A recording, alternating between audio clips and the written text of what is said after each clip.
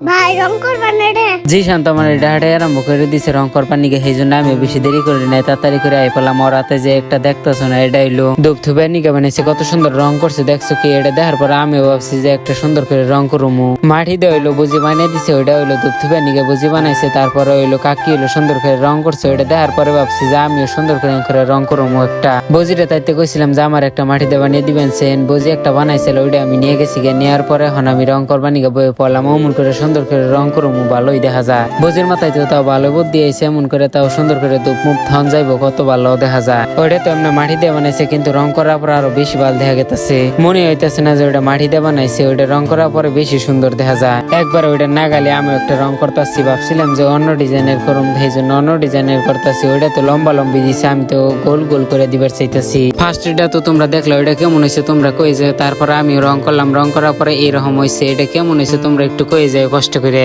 ভাবছি যে নারী বিজনেস করুম, নিয়ে হন বাজারে বাজারে নিয়ে বেচারুম, তাও মানুষের তাও ভালোই না ঘাড়ে, কিন্তু আমার তো মেলা ভালো লাগছে।